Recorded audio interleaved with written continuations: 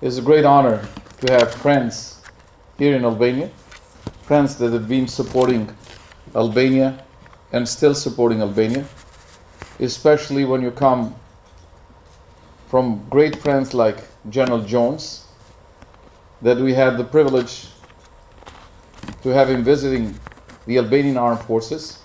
I've had the privilege to serve in these positions in the government, but the best I have got is to keep the friendship and develop that through the years. And I'm so proud and happy that I have developed a wonderful relation with people in uniform, not just in Albania, but also in America and other places, and keeping closer our friends that we always discuss about security matters. And I do believe that NATO membership is one of the greatest achievements of Albania. And as I said, I cannot add more to what Prime Minister Berisha says during the NATO summit. This was a miracle of freedom. Albanians living in a free society, achieving the goals and becoming part of that wonderful family, which is not just a military alliance, it's more than that. It's a family of democratic countries that do share the same values. It's a family of the greatest military alliance and security in the world. And we are so proud to be part of it. So we have a friend here that knows about the region. We have a friend that comes to Albania to support us in some of the important issues.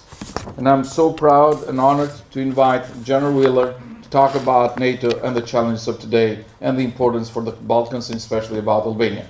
General Wheeler, the floor is yours. Thank you. Well, good morning, everybody.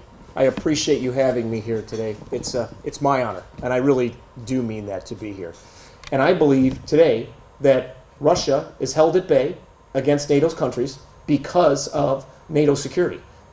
And I think it's a way to keep the peace and to really make a difference as we move forward in the economies of Europe and bring things together. I was reading the other day about trade and Albanian trade. 72% comes from Europe. I was actually surprised that only 5% come from China. It was really interesting for me to see that perspective in that. So when I start to think about your collective security from an economic perspective, I think of the criticality of being a part of NATO, part of this particular region, and part of what it can mean to each individual from a jobs perspective, from a prevention of war perspective, and to know that all of the Albanian families are going to be secure in this generation and the next. Because security and stability is something very important, but without democracy is not going to stay for long. And that's what we are facing right now in Albania, and a lot of friends here might have questions about that.